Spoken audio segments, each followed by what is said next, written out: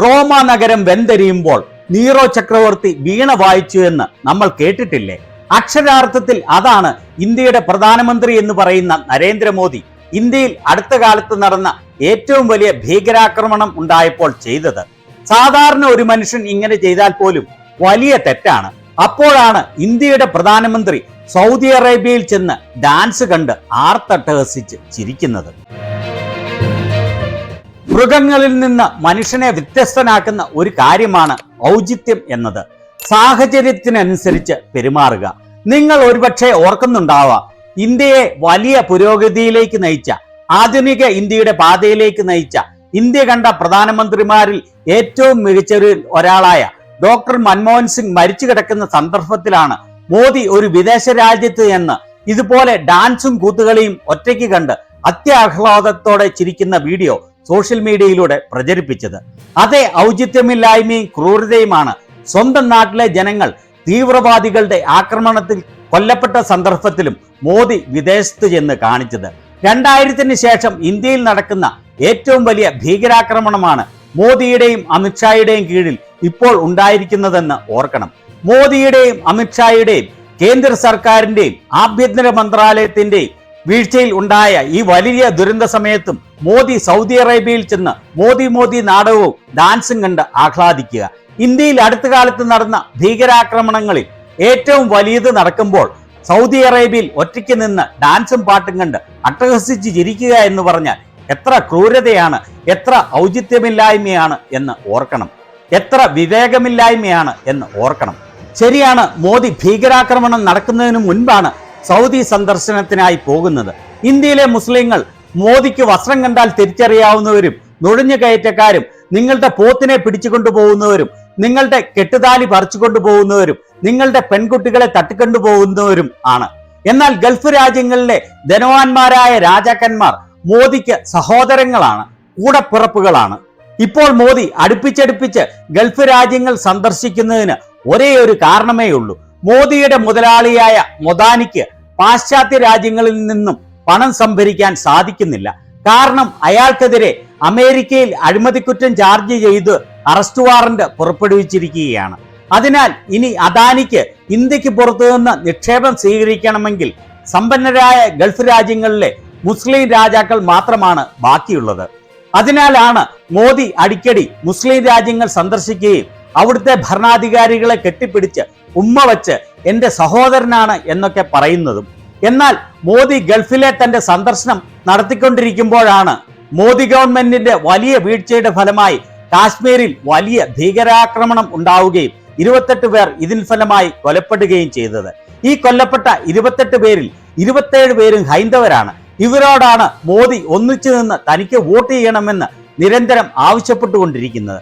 ഇവിടെ കൊല്ലപ്പെട്ട ഒരാൾ മുസ്ലിമാണ്. അയാൾ ഈ നരാധവന്മാരായ ഭീരുക്കളായ തീവ്രവാദികളുടെ കരങ്ങളാൽ കൊല്ലപ്പെടുന്നത് ഇവിടെ ടൂറിസ്റ്റുകളായി വന്ന ഹൈന്ദവ സഹോദരങ്ങളെ സഹായിച്ചുകൊണ്ടിരിക്കുമ്പോഴാണ്. സ്വന്തം ജീവൻ പോലും അവഗണിച്ച് ഈ മുസ്ലിം സഹോദരൻ അവിടെ വിവിധ സംസ്ഥാനങ്ങളിൽ നിന്ന് വന്ന ടൂറിസ്റ്റുകളായ ഹൈന്ദവ സഹോദരങ്ങളെ സ്വന്തം സഹോദരങ്ങളായി കണ്ടുകൊണ്ട് സഹായിക്കാൻ തയ്യാറായി. അതിനാലാണ് അതിർത്തി കടന്ന് പാകിസ്ഥാനിൽ നിന്നും ഇന്ത്യയിലേക്ക് നുഴഞ്ഞുകയറിയ ഈ ഇസ്ലാമിക തീവ്രവാദികൾ അദ്ദേഹത്തെയും കൊലപ്പെടുത്തിയത്. അങ്ങനെ രാജ്യം മൊത്തം വലിയ ദുഃഖത്തിൽ ആഴ്ന്നിരിക്കുന്ന സമയത്ത് സൗദി അറേബ്യയിൽ ഡാൻസും പാട്ടും കണ്ട് ചിരിച്ച് ആഹ്ലാദിക്കുന്ന ഒരു പ്രധാനമന്ത്രി. ഇവിടെ ANI ആണ് ഈ വീഡിയോ പങ്കുവച്ചിരിക്കുന്നത്. നാണം കെട്ട ഹൃദയശൂന്യരായ ഈ ഗോദി മീഡിയ എഴുതിയിരിക്കുന്നത് കണ്ടോ? കണ്ട് ആസ്വദിക്കുവിൻ. സൗദി അറേബ്യയിൽ ഇന്ത്യൻ പ്രവാസികൾ പ്രധാനമന്ത്രി മോദിയെ സ്വീകരിക്കുമ്പോൾ മോദി സ്തുതികൾ അന്തരീക്ഷത്തിൽ ഉയരുകയാണ് എന്ന്.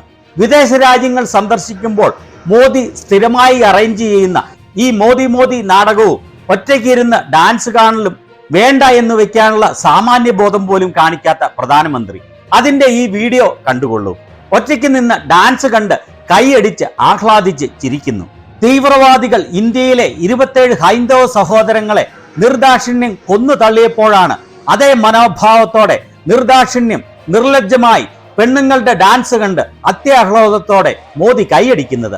എന്നിട്ടുള്ള ഈ മോദി എന്ന നാണം കെട്ട സ്ഥിരം കോമാളി നാടകവും എത്ര ഹൃദയശൂന്യതയാണ് ഇതെന്ന് ഓർക്കണം.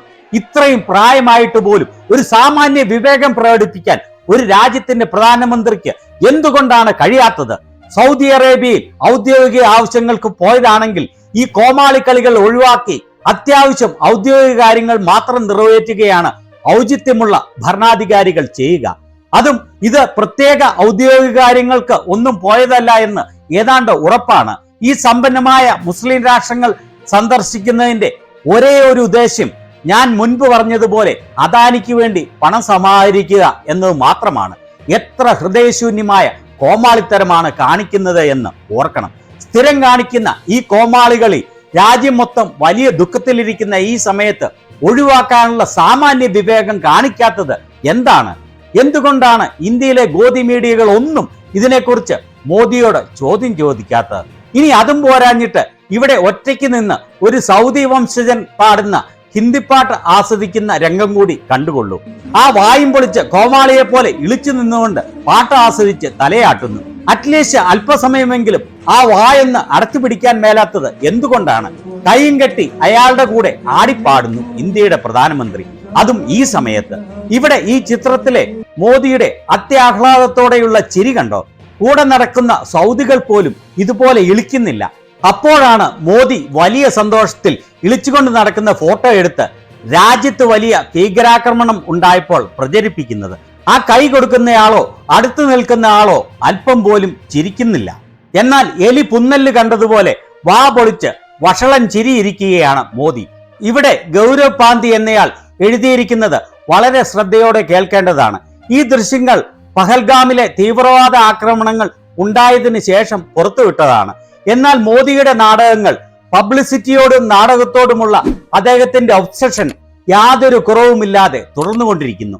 സ്വന്തം രാജ്യത്തെ നിരപരാധികളായ ആളുകളെ തീവ്രവാദികൾ കൂട്ടക്കൊല ചെയ്യുകയും എണ്ണമറ്റ കുടുംബങ്ങൾ എന്നേക്കുമായി തകർത്തെറിയപ്പെടുകയും ചെയ്തപ്പോഴാണ് ഈ നാണംകെട്ട കളികൾ തുടർന്നുകൊണ്ടു പോയത് എന്ന് ഇത് വ്യക്തമായി ടൈം ലൈനുകൾ സഹിതം തെളിയിച്ചു തരാം. ഭീകരാക്രമണം ഉണ്ടാകുന്നത് 22-ാം തീയതി ചൊവ്വാഴ്ച വൈകിട്ട് 2:45 കൂടിയാണ്. ഈ ഭീകരാക്രമണം ഉണ്ടായി ഏതാനും നിമിഷങ്ങൾ കഴിയുമ്പോൾ കേന്ദ്ര ഗവൺമെന്റിന് നിശ്ചയമായും അറിവ് ലഭിക്കുമല്ലോ. അപ്പോൾ ഏതാണ്ട് 22-ാം തീയതി ചൊവ്വാഴ്ച 3 മണിയോടെ, ഏറ്റവും ലേറ്റസ്റ്റ് 3:15 ഇതിനെക്കുറിച്ച് കേന്ദ്രത്തിനും കേന്ദ്ര ആഭ്യന്തര മന്ത്രാലയത്തിനും 100% വിവരം ലഭിച്ചിട്ടുണ്ടാവണം.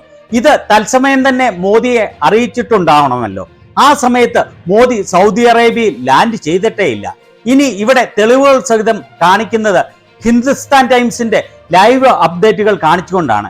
ഏപ്രിൽ 22-ാം തീയതി ചൊവ്വാഴ്ച വൈകുന്നേരം 3:28 മോദി സൗദി അറേബ്യയിലെ ജദ്ദയിൽ ലാൻഡ് ചെയ്യുന്നത്. അതായത് ഭീകരാക്രമണം നടന്ന് 3/4 മണിക്കൂറിന് ശേഷം. അപ്പോൾ വിമാനം ഇറങ്ങി വരുന്ന മോദി എത്ര സന്തോഷത്തോടെയാണ് ചിരിച്ചുകൊണ്ട് നടക്കുന്നത് എന്ന് കണ്ടോ? ഭീകരാക്രമണത്തിന്റെ കാര്യം വ്യക്തമായി അറിഞ്ഞതിന് ശേഷമായിരിക്കും ഇത് എന്ന് ഏതാണ്ട് ഉറപ്പാണ്. അതിനുശേഷം വൈകുന്നേരം 4:15 മോദി ട്വീറ്റ് ചെയ്തതാണ് ഇത്. താൻ ജദ്ദയിൽ എത്തിയെന്നും പറഞ്ഞ് ചിരിച്ച് അർമാദിച്ചുകൊണ്ട് നിൽക്കുന്ന കുറെ ഫോട്ടോയും ഷെയർ ചെയ്തുകൊണ്ട്. ഭീകരാക്രമണത്തിന് 1.5 മണിക്കൂറിന് ശേഷമാണ് ഇത്. മോദി വിമാനത്തിൽ നിന്ന് ഇറങ്ങി വന്നതിന് ശേഷമുള്ള ഹിന്ദുസ്ഥാൻ ടൈംസിന്റെ അപ്ഡേറ്റ് ആണ് വൈകുന്നേരം 4:15 അതിൽ കാണിച്ചിരിക്കുന്ന ചിത്രം മോദി വിമാനത്തിൽ നിന്ന് ഇറങ്ങി വരുന്നതും അതിൽ പറഞ്ഞിരിക്കുന്നത് ആയേ വതൻ എന്ന പാട്ടും പാടി മോദിയെ സ്വീകരിച്ചു എന്നാണ്.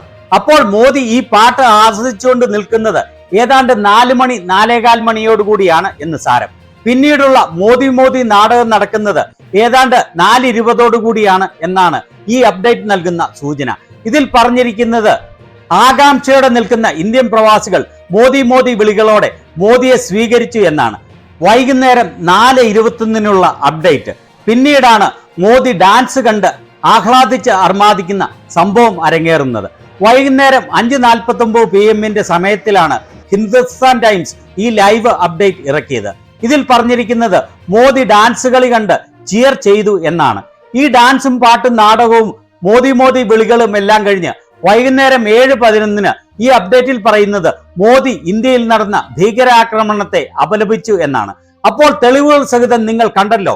ഈ കോമാളി കളികൾ ഒക്കെ കാണിക്കുകയും ആസ്വദിക്കുകയും അതുകൊണ്ട് ആർത്തലച്ച് ചിരിക്കുകയും ചെയ്തത് മോദി പ്രധാനമന്ത്രിയായിരിക്കുന്ന ഇന്ത്യയിലെ ഹൈന്ദവരായ 27 പേർ ഭീരുക്കളായ തീവ്രവാദികളുടെ ആക്രമണത്തിൽ ദാരുണമായി കൊല്ലപ്പെട്ടതിന് ശേഷമാണ് എന്ന് ഒരു ചെറിയ ആശ്വാസമുള്ളത് തന്റെ സൗദി അറേബ്യ വിസിറ്റ് ഒരു ദിവസം വെട്ടിക്കുറച്ച് മോദി ഇന്ത്യയിലേക്ക് വരാൻ തയ്യാറായി എന്നുള്ളത് മാത്രമാണ്. എന്നാൽ അതൊന്നും ഇവരുടെ പിടിപ്പില്ലായ്മയിൽ നിന്നുണ്ടായ ഈ വലിയ ഭീകരാക്രമണത്തിന് പരിഹാരം ആവില്ല.